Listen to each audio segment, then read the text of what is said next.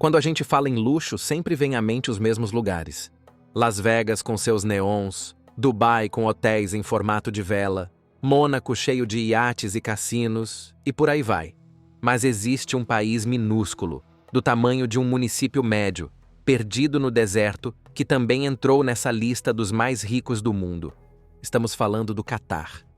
Um lugar onde você encontra estádios climatizados, ilhas artificiais, carros de luxo em cada esquina e uma companhia aérea que vive no topo dos rankings mundiais. E a grande pergunta é: como isso aconteceu? Como um pedaço de deserto, sem rios, sem florestas e com raízes nômades, virou metrópole futurista e passou a ser sinônimo de riqueza. É essa história que o Belo Mundo vai contar hoje. Número 1. Localização e dados gerais. O Catar é uma península minúscula que avança para dentro do Golfo Pérsico. Mede pouco mais de 115 quilômetros de comprimento, ou seja, dá para cruzar de ponta a ponta de carro em poucas horas. Ao sul, faz fronteira apenas com a Arábia Saudita. De todos os outros lados é só mar. Essa posição sempre foi estratégica, uma espécie de cruzamento entre o mundo árabe e as rotas marítimas internacionais. Na costa leste está Doha, a capital. É lá que vive a maior parte da população e onde se concentra quase tudo que o mundo reconhece como a cara do Catar. Arranha-céus futuristas, museus gigantescos, estádios modernos e shoppings que mais parecem palácios. Fora da capital, o cenário muda de repente. O país é praticamente todo plano e desértico, coberto de areia e rochas. Não há rios permanentes nem lagos naturais. O clima coloca qualquer resistência humana à prova. Verões longos, secos e sufocantes, com temperaturas que passam fácil dos 45 graus. Quando chove, é tão raro que vira notícia. No inverno, o calor dá uma trégua, mas o sol continua firme no céu quase todos os dias. Número 2. História. Muito antes de virar sinônimo de luxo e arranha-céus de vidro, o Catar era só um pedaço de deserto no Golfo Pérsico. A vida por aqui era simples e dura. A economia girava em torno da pesca e principalmente da coleta de pérolas. E não era qualquer pérola. O Catar ficou famoso por ter algumas das mais valiosas do mundo. Os mergulhadores desciam sem equipamentos modernos, só com coragem, um grampo no nariz e o fôlego que o pulmão aguentasse. Doha ainda nem era a grande capital que conhecemos hoje. Eram vilarejos costeiros vivendo dessa atividade, enquanto os vizinhos viam o Catar como uma terra secundária, sem grandes recursos. A mudança começou no século XIX, quando os britânicos chegaram. O Golfo Pérsico era estratégico para o Império Britânico. Controlar aquelas águas significava proteger as rotas comerciais até a Índia. Foi nesse contexto que a família Al Thani ganhou espaço. Eram líderes tribais que souberam unir comunidades e, pouco a pouco, se consolidaram no poder. Em 1868, um tratado reconheceu oficialmente o Sheikh Mohammed bin Thani como governante do Catar. Era o início de uma monarquia que permanece até hoje. Depois disso, o território viveu sob diferentes influências. Passou pelos otomanos, virou o protetorado britânico no começo do século XX. Mas, em todas essas fases, os Al Thani continuaram no comando. O ponto de virada chegou em 1971, quando o Catar finalmente se tornou independente. O novo Estado soberano tinha no trono o Sheikh Khalifa bin Hamad Al Thani. Em 95, o príncipe herdeiro Hamad bin Khalifa depôs o próprio pai em um golpe sem violência e assumiu o governo. Foi sob ele que o Catar se projetou para o mundo. Modernização acelerada e grandes investimentos. Desde 2013, quem governa é Tamim bin Hamad Al Thani, filho de Hamad. Jovem, ambicioso e com a mesma ideia de manter o país em evidência, ele conduz o Catar nessa mistura de tradição beduína e futuro tecnológico que vamos conhecer melhor daqui a pouco. Número 3. O povo, idioma e religião. O Catar é um país pequeno, mas a diversidade dentro dele impressiona. A população total passa de 3 milhões de pessoas, mas só uma pequena fração é de catarianos de nascimento. Estima-se que menos de 15% sejam cidadãos locais. Todo o resto é formado por estrangeiros vindos de todas as partes do mundo. Na prática, isso significa que quem caminha por Doha encontra uma verdadeira mistura de culturas. Nos cafés e mercados, você escuta árabe, inglês, hindi, tagalo, nepalês. Nos canteiros de obra, predominam trabalhadores do sul da Ásia. Nos escritórios, engenheiros europeus e gerentes vindos de fora. E claro, nas áreas de governo e poder, estão os catarianos nativos, que são os únicos com direitos políticos plenos e privilégios sociais. A língua oficial é o árabe, mas o inglês é usado em quase tudo. Nas escolas, nos negócios e até em placas de rua. A religião oficial é o Islã, de vertente sunita, e ele se reflete em vários aspectos da vida cotidiana. As mesquitas estão sempre cheias. Os horários de oração marcam o ritmo do dia. E durante o mês do Ramadã, o jejum é levado a sério. Ainda assim, o país adota uma postura mais flexível do que alguns vizinhos. O consumo de álcool, por exemplo, é proibido em espaços públicos, mas liberado em hotéis e bares licenciados. Essa mistura de tradição religiosa e abertura para estrangeiros é parte do que torna o país peculiar. Ele mantém sua identidade, mas sabe que precisa ser receptivo para atrair turistas, investidores e trabalhadores de fora. Número 4. Costumes e tradições. No campo dos costumes, a tradição beduína é um orgulho. A hospitalidade é quase lei. Oferecer café árabe com cardamomo e algumas tâmaras a um visitante é parte do ritual de receber bem. As reuniões familiares ou entre amigos costumam acontecer no majlis, a sala de recepção decorada com almofadas, onde a conversa corre solta. Na roupa, a identidade nacional também se mostra. Homens usam a tobe, aquela túnica branca impecável, junto com a gutra, o lenço na cabeça. Já as mulheres usam a abaia, o manto preto, muitas vezes acompanhado do véu. E aqui entra um detalhe curioso. Muita gente imagina que, por ser um país árabe, as mulheres vivem sempre sob regras severas. No Catar, a realidade é um pouco diferente. Elas têm acesso total à educação, estão cada vez mais presentes no mercado de trabalho e até em cargos de governo. Em Doha, não é raro ver jovens catarianas dirigindo seus próprios carros de luxo, trabalhando em grandes empresas ou sentadas em cafés modernos. Ao mesmo tempo, ainda existem divisões bem claras em alguns espaços, como eventos religiosos e esportivos.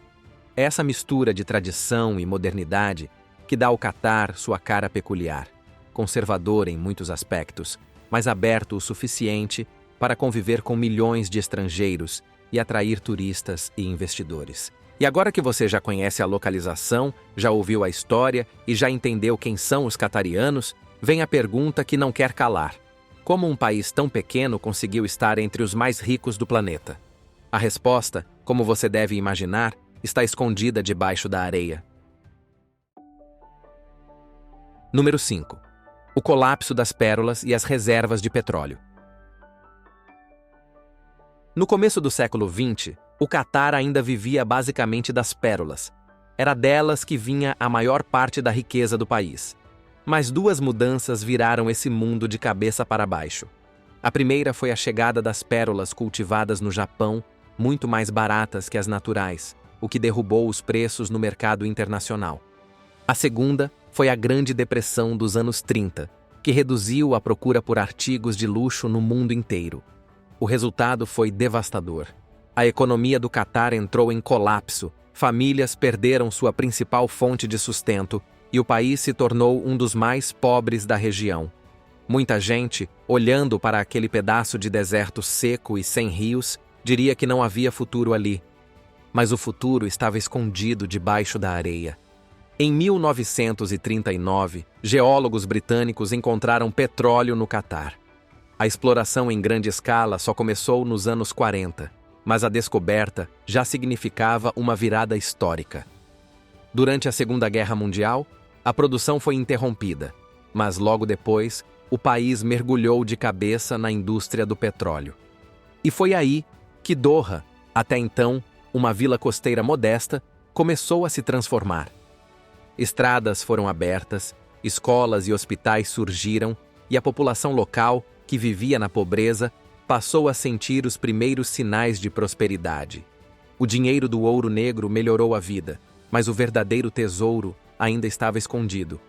Ele estava nas gigantescas reservas de gás natural. Número 6. O gás natural. O Catar tem uma parte do North Field, o maior campo de gás natural do planeta, que se estende até o Irã, onde recebe o nome de South Pars. Estamos falando de uma reserva colossal, capaz de colocar o país no pódio mundial. Hoje o Catar é a terceira maior potência em gás natural, atrás apenas da Rússia e do próprio Irã. E diferente do petróleo, sujeito a preços instáveis e competição pesada, o gás natural deu ao Catar uma vantagem estratégica única. O país investiu na tecnologia que resfria o gás até transformá-lo em líquido, o famoso GNL, gás natural liquefeito. Assim, ele pode ser transportado em navios para qualquer lugar do planeta. Hoje, o Emirado é um dos maiores exportadores mundiais de GNL, abastecendo países da Ásia, como Japão e Coreia do Sul, e da Europa, principalmente depois da crise energética causada pela guerra na Ucrânia. Foi assim que esse território pequeno saiu da condição de deserto pobre para se tornar uma potência energética global, com contratos bilionários em praticamente todos os continentes. Esse modelo gerou reservas financeiras gigantescas e blindou a economia contra crises de curto prazo.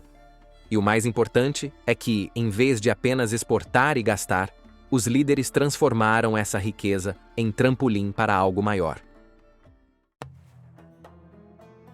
Número 7. Os investimentos. A família Al Thani criou o Qatar Investment Authority, um fundo soberano que funciona como uma poupança global. Em vez de guardar o dinheiro parado, eles espalharam os lucros do petróleo e do gás em investimentos estratégicos pelo mundo. Hoje, o Emirado tem participação em gigantes como Volkswagen, Barclays e Harrods, além de imóveis em Londres, Paris e Nova York. Ou seja, a riqueza não ficou restrita ao deserto. Ela foi transformada em negócios que garantem retorno por décadas. Dentro de casa, os investimentos também mudaram tudo. O aeroporto internacional Hamad parece mais um shopping de luxo do que um terminal aéreo. A Qatar Airways virou sinônimo de qualidade, sempre entre as melhores companhias aéreas do planeta.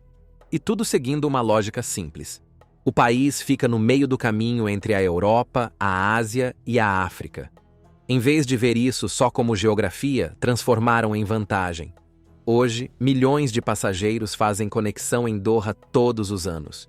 E cada um deles deixa um pouco de dinheiro, ajuda a movimentar a economia e ainda reforça a imagem de potência moderna. Mas claro que não foi só isso. A riqueza não ficou só dentro de casa. Número 8. Projeção internacional. O Catar entendeu cedo que, para ser respeitado lá fora, precisava de voz e presença. E foi nesse ponto que entrou o chamado soft power, o poder de influência cultural, midiática e esportiva. Em 1996, nasceu a Al Jazeera, um canal de TV financiado pelo governo que deu ao Emirado uma visibilidade que ninguém imaginava. Pela primeira vez, a região tinha uma emissora transmitindo notícias em árabe 24 horas por dia. A liberdade editorial surpreendeu vizinhos e chamou a atenção do mundo inteiro. Rapidamente, a Al Jazeera virou referência e o nome do país passou a estar na boca de todo mundo. Logo depois veio o esporte.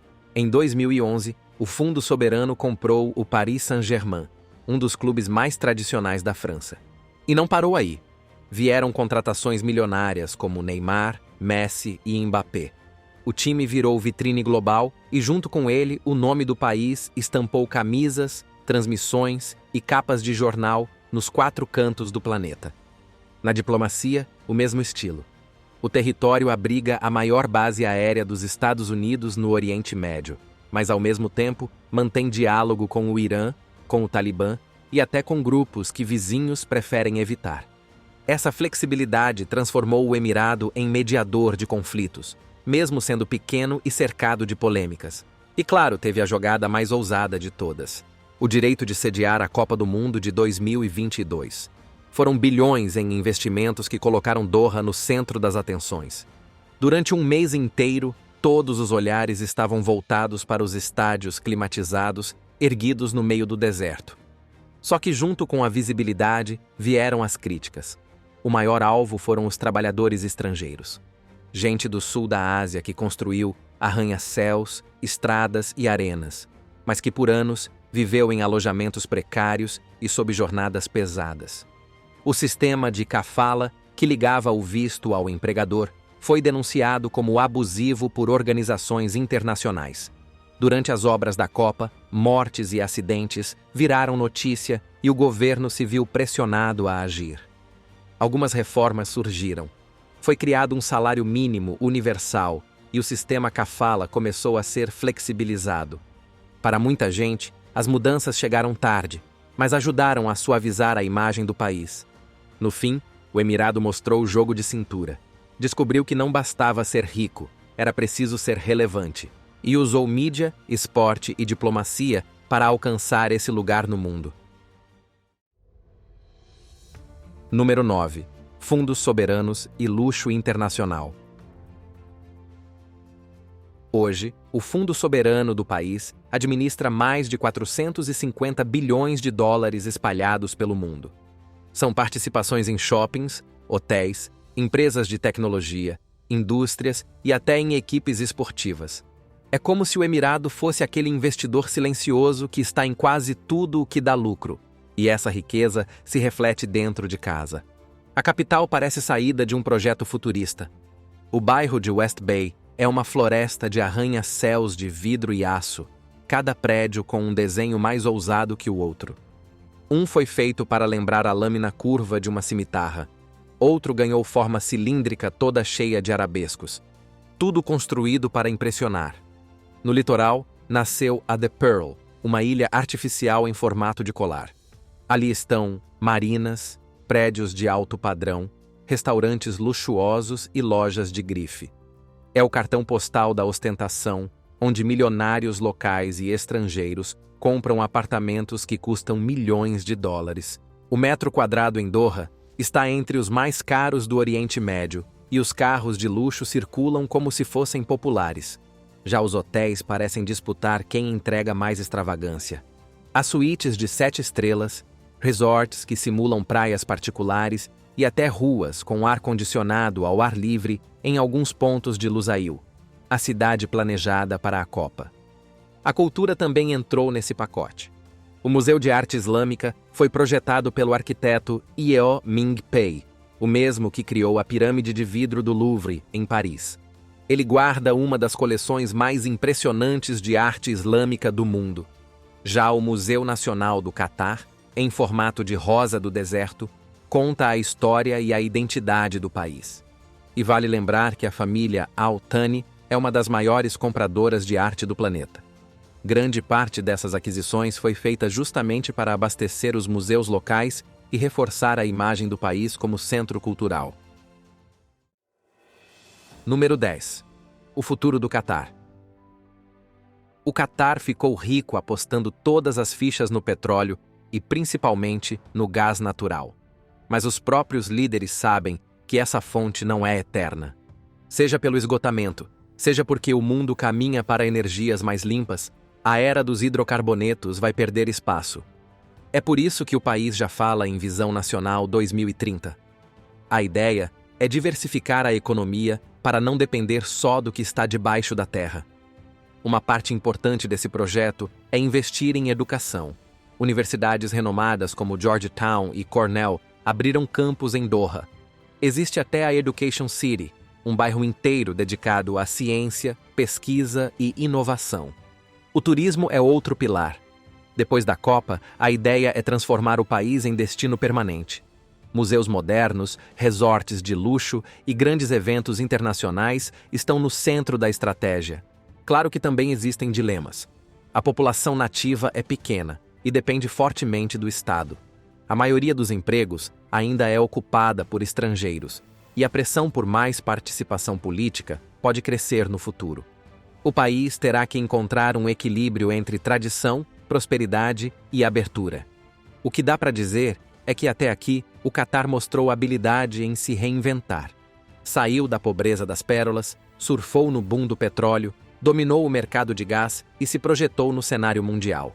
Se conseguir repetir a fórmula, talvez continue sendo referência de riqueza mesmo quando o último poço secar. E aí, o que você achou do Catar? Me conta nos comentários qual parte mais te surpreendeu. Já deixa o like, se inscreve no canal e compartilha esse vídeo com quem também vai se impressionar com essa história. Nos vemos no próximo destino pelo nosso belo mundo.